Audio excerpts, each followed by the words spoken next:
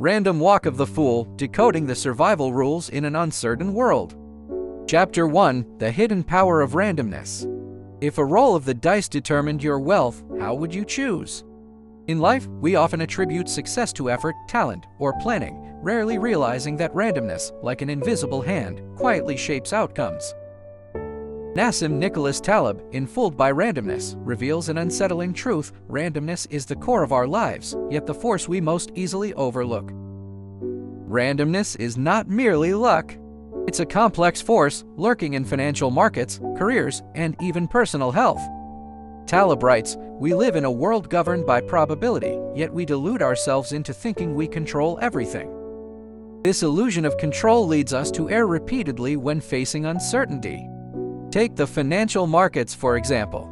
In early 2000, the tech stock bubble swept the globe, with the Nasdaq plummeting from 5,000 to 1,200 points. Many investors believed the internet is the future, ignoring the random nature of market fluctuations. Carlos Fernandez, a young fund manager in Silicon Valley, earned millions in 1999 by investing in .com companies. Hailed as a genius by the media, he went bankrupt in 2001. Carlos's failure wasn't due to a lack of talent, but because he mistook short-term gains for a lasting trend, ignoring randomness's destructive power. This tendency to overlook randomness is especially common in the tech industry. In the late 1990s, many investors, caught up in the internet frenzy, believed every investment could replicate Netscape's miracle. Carlos's story is not unique. Marianne Duval, a Parisian venture capitalist, bet her entire fund on an online retail startup in 1998, expecting it to be the next Amazon. Her decision was based on optimistic e-commerce forecasts, but she ignored the randomness of industry shakeouts. When the 2000 bubble burst, her fund was wiped out. Marianne later regretted not diversifying, saying, "I thought I'd caught a trend, but I was just pushed by the wave of randomness." Taleb reminds us that short-term success may merely be randomness in disguise, while long-term survival demands respect for uncertainty. The failures of Carlos and Marianne reveal a common human weakness: we crave certainty but are often blinded by our beliefs. Randomness doesn't just affect individuals, it shapes societal perceptions. Ancient Romans attributed military victories to gods, while modern people credit strategy or vision. But Taleb warns that randomness is omnipresent. It can propel you to the peak or plunge you into the abyss. The flip side of randomness is its stealth. We often notice it only in failure, while in success, we take credit ourselves. For instance, Sarah Castro, a London art dealer, became an overnight millionaire in 2010 by investing in an unknown painter's work. The media praised her unique vision, but Sarah admitted the investment was pure chance. She stumbled upon the painting in a gallery and found it interesting. Her success seemed like vision, but was truly a gift of randomness. Understanding randomness is the first step to surviving in an uncertain world. We must learn to distinguish which outcomes stem from skill and which are merely probabilities just. This chapter, through the cases of Carlos and Sarah, reveals the dual nature of randomness. The following chapters will explore how humans are misled by randomness and how to coexist with it. Chapter 2, Survivorship Bias, the Mask of Success. During World War II, Allied engineers analyzed bullet holes on returning planes, planning to reinforce the most hit areas. But statistician Abraham Wald objected: returning planes were survivors. The fatal bullet holes likely lay on planes that didn't return. This insight saved countless lives and exposed a common cognitive trap: survivorship bias. Taleb emphasizes that survivorship bias makes us focus on the winner's glory while ignoring the loser's silence. He writes, "We overestimate the inevitability of success because we only hear the victor's stories." This bias is pervasive in business, art, and life. Take entrepreneurship, for example. The media loves stories like YouTube's Garage to Glory tale. In 2005, Steve Chen and Chad Kareem founded YouTube, selling it to Google for $1.65 billion the next year. They were hailed as internet heroes. But during the same period, thousands of video-sharing platforms quietly failed, their founders forgotten. Among these was Rafael Soto, a Chilean programmer who launched a video platform in 2004 to rival YouTube. This platform was technically superior, with faster loading and clearer visuals. But Raphael's project lacked the random spark. YouTube got early users uploading viral funny videos. Raphael ran out of funds and faded away, later reflecting, "I thought technology was king, but the market chose randomness." Taleb notes that survivorship bias makes us fixate on YouTube's glory while ignoring failures like Raphael's. This not only misleads the public but also leads entrepreneurs to overestimate their control over success. Raphael's story reminds us that technology, effort, or creativity can be overwhelmed by randomness's tide. YouTube's success wasn't solely due to innovation or vision. Random factors, like early user growth and Google's acquisition, played key roles. Survivorship bias also distorts our view of history. Napoleon is hailed as a military genius, but Taleb argues his victories relied on random factors like weather, enemy errors, or unexpected allies. His 1812 invasion of Russia failed due to brutal cold and logistical collapse, dimming his genius. History records only the victor's brilliance, overlooking how randomness shapes outcomes. Another striking example is the literary world. Rowling's Harry Potter is called a publishing miracle, but in 1995, her manuscript was rejected by 12 publishers. Rowling's success wasn't just talent, it hinged on a small publisher's unexpected favor. Had that submission failed, she might have been just another obscure writer. Survivorship bias makes us see only her triumph, ignoring countless unpublished masterpieces. This bias also misguides career choices. The financial industry's high salaries lure many, but successful traders are a minority. Antonio Moreno, a New York bond trader, earned millions in 2006 betting on the subprime market. But hundreds of traders using similar strategies went bankrupt and vanished. Antonio's success was amplified by the media, obscuring the industry's high failure rate. Through these cases, we see how survivorship bias distorts perception. It makes us think success is common and replicable, ignoring randomness and failure's prevalence. The next chapter will explore another blind spot in probabilistic thinking. Chapter 3, The Trap of Probability, Blind Spots in Human Cognition. The human brain excels at finding patterns but struggles to grasp probability. Taleb notes that our misunderstanding of probability stems from cognitive biases, leading to frequent decision-making errors. He writes, "Probability isn't an intuitive game, it's a disciplined way of thinking." Consider the gambler's fallacy. In 1913, a Monte Carlo casino roulette table landed on black 26 times in a row, prompting gamblers to bet heavily on red, believing it was due. The casino raked in millions. The gamblers ignored the independence of each spin, falsely thinking past blacks predicted future reds. Similar stories unfold in modern financial markets.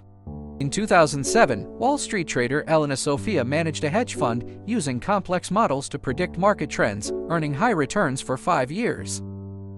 But the 2008 subprime crisis invalidated her models, and her fund collapsed. Elena's mistake was believing historical data could precisely predict the future, ignoring the market's random nature. Another probability trap is the narrative fallacy. Humans love weaving stories around random events to give them meaning. In 2010, a startup called Starduck went viral with a mobile app, its founder dubbed the next Zuckerberg. But the app's success stemmed from an accidental viral spread. A celebrity shared it unintentionally. The media credited innovative design, ignoring randomness's role. Taleb also highlights the anchoring effect, where initial information skews our judgments. In 1969, oil companies exploring the North Sea were swayed by overly optimistic early reserve estimates, leading to heavy investments. Actual yields fell short, causing losses. Investors were anchored to the initial optimistic data, ignoring exploration's uncertainty. Probabilistic thinking requires humility. We can't predict single events, only assess long-term trends. Warren Buffett, known for value investing, never predicts short-term stock prices but focuses on long-term company value. His strategy acknowledges randomness, avoiding overconfidence. In daily life, probability misunderstandings are common. Maria Gonzalez, a Barcelona insurance broker, faced controversy in 2015 for refusing fire insurance to a small factory, deeming the risk low. The next year, the factory burned down due to faulty wiring, causing massive losses. Maria's judgment relied on historical data, ignoring the devastating potential of low-probability events. This neglect of rare events also appears in medicine. In the 1990s, British surgeon James Hall developed a heart surgery technique with a 95% success rate, earning him fame as a pioneer. But he overlooked rare complications. In 2001, a patient died from an unexpected vessel rupture, sparking public scrutiny. Investigations showed the complication had a 1% chance but catastrophic consequences. James's career suffered, and he later admitted, "I thought probability was on my side, but randomness spares no one." Taleb stresses that the impact of low-probability events is often underestimated because we focus on common outcomes, ignoring tail risks. This cognitive bias makes us underestimate the worst-case scenario. James's case reveals the core challenge of probabilistic thinking: we must account for unforeseen risks. Through the gambler's fallacy, financial, and life examples, we see the complexity of probabilistic thinking. The next chapter will explore randomness's extreme form, Black Swan events. Chapter 4, The Shadow of the Black Swan, The Impact of Extreme Events. Taleb introduces the Black Swan concept, describing rare, unpredictable, high-impact events. He writes, "Black Swan events shape history's course, yet are only explained after they occur." The 9/11 attacks in 2001 were a classic black swan. No one foresaw them, yet afterward, countless experts claimed there were obvious signs. This hindsight bias makes us think black swans are predictable. Taleb reminds us that their essence lies in their unpredictability. In technology, the internet's rise in the 1990s disrupted traditional industries. Bill Gates predicted its importance, but even he couldn't foresee Google or Amazon's specific successes. Their rise depended on random factors like shifting user habits or subtle policy changes. Black swans don't just bring destruction, they can create opportunities. In 1928, Alexander Fleming discovered penicillin due to accidental lab contamination, transforming medical history. Fleming's success wasn't planned but was a gift of randomness. Taleb notes that many major breakthroughs carry the shadow of black swans. In finance, black swans are especially destructive. The 1987 Black Monday crash saw global markets plummet, catching investors off guard. Trader Isabella Lucas lost her entire savings that day. She later recalled, "I thought the market would follow my models, but that day, everything spiraled." Isabella's failure shows that models can't capture black swan tail risks. Taleb suggests we can't predict black swans but can use antifragile strategies to minimize losses and amplify gains. For example, entrepreneur Marc Andreessen invested in multiple tech firms in the 1990s, spreading risk, and struck gold with Netscape's success. His strategy wasn't to predict winners but to let randomness work in his favor. This approach applies to art investing too. Isabella Carvalho, a Brazilian art collector, began buying emerging artists' works in the early 1990s. She didn't try to predict the next Picasso but collected diverse styles to spread risk. In 1997, she bought an early painting by a Mexican artist whose value soared a decade later after international recognition. Isabella's success wasn't due to precise predictions but because she allowed randomness to play out. Taleb calls this a positive black swan strategy: low-cost, high-reward bets to capture unpredictable opportunities. Isabella's case shows we don't need to be prophets. We need systems that profit from surprises. Her approach mirrors Marc Andreessen's investment philosophy, both reflecting wisdom in the face of randomness. Black swans also shape societal structures. The Roman Empire's fall seems due to internal corruption, but Taleb argues external random shocks like barbarian invasions and plagues hasten its collapse. Modern societies are similarly fragile. Globalization's interconnected supply chains mean a local crisis can spark global turmoil. Through historical, technological, and financial cases, we see the power of black swans. They remind us that the world is far more complex than we imagine. The next chapter will explore how to manage risk amid randomness. Chapter 5, The Game of Risk, Dancing with Randomness. Facing randomness, Taleb proposes a pragmatic risk management philosophy. Instead of predicting the future, build systems to withstand it. He writes, "True wisdom isn't forecasting the storm but building a ship to weather it." In finance, the 1987 Black Monday saw the Dow Jones drop 20%. Many investors over-leveraged went bankrupt, but a few survived. George Soros, through flexible position management, adjusted strategies quickly, minimizing losses. His success lay in embracing market uncertainty, not relying on single predictions. In life, Taleb suggests a barbell strategy balancing safety and risk. For instance, after his bankruptcy, Carlos Fernandez restarted as an entrepreneur, putting 80% of his funds in low-risk treasuries and 20% in high-risk startups. This protected his capital while keeping potential random gains. The barbell strategy's essence is asymmetry. Taleb notes that ancient merchants spread goods across multiple ships. If one sank, others still brought returns. Modern businesses can adopt this wisdom. Toyota's Kanban system, with diversified suppliers and flexible inventory, weathered random shocks. In 2004, an earthquake disrupted Toyota's parts supply, but its redundant design limited downtime to 2 days, while rival Honda, reliant on a single supplier, halted production for weeks.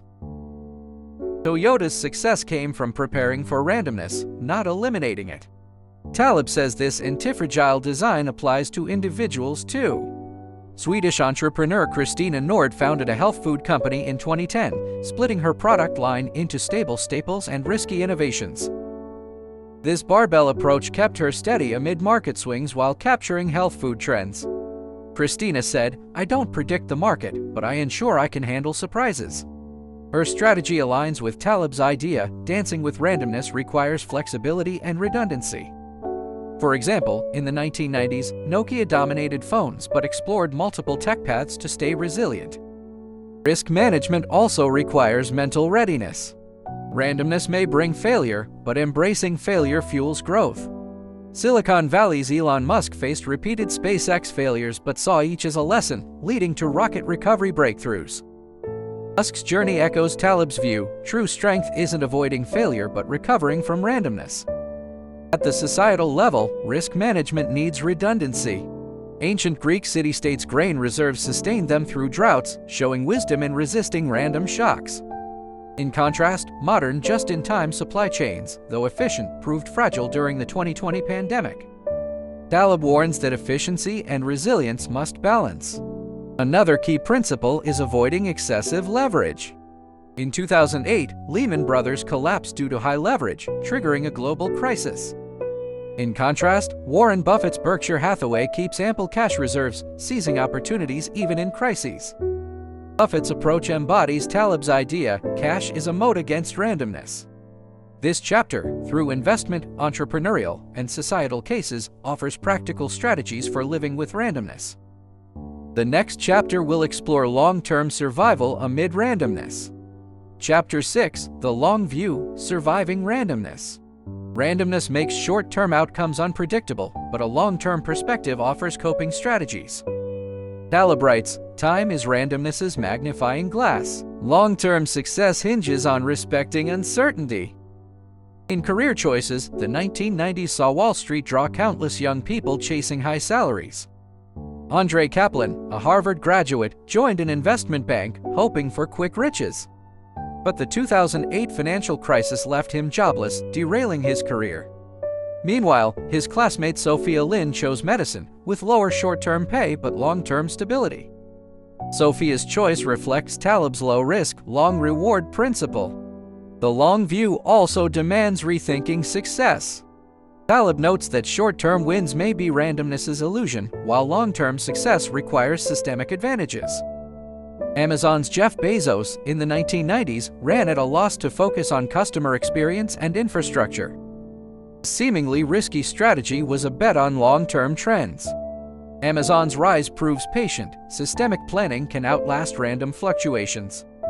At the societal level, Taleb warns that over-optimization breeds fragility. Ancient Rome's centralized water system could collapse with one earthquake. In contrast, traditional agrarian societies' decentralized structures better withstood random shocks. Modern firms like Google invest heavily in multi-region data centers to ensure single failures don't disrupt services. The long view also applies to personal growth. Taleb cites Roman philosopher Seneca, "True wisdom is staying calm amid randomness." In 2012, Spanish entrepreneur Juan Martinez lost his company to a failed investment but didn't give up. He used his experience to start a consultancy, helping firms navigate crises. Juan's resilience reflects Taleb's idea: randomness is both a threat and a chance to rebuild. Long-term survival also means avoiding the scale trap. Taleb notes that larger systems are more prone to collapse from random shocks. The Babylonian Empire's vast bureaucracy seemed strong but crumbled with one invasion. Modern firms like General Electric struggled in the 2008 crisis due to over-diversification. Taleb advises maintaining moderate scale and flexibility to survive randomness. This chapter, through career, societal, and personal cases, explores long-term wisdom for navigating randomness. The next chapter will summarize how to embrace uncertainty. Epilogue: Embracing uncertainty. Randomness is life's essence. We can't escape it, only learn to live with it.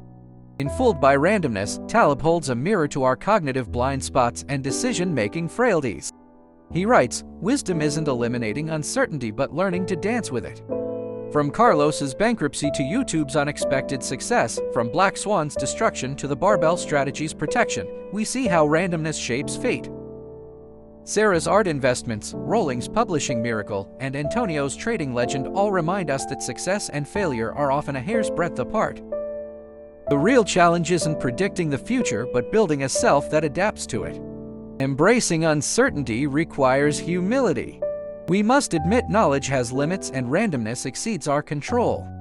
Buffett's cash reserves, Musk's recovery from failure, and Bezos's long-term vision show wisdom lies in leaving room for the unknown.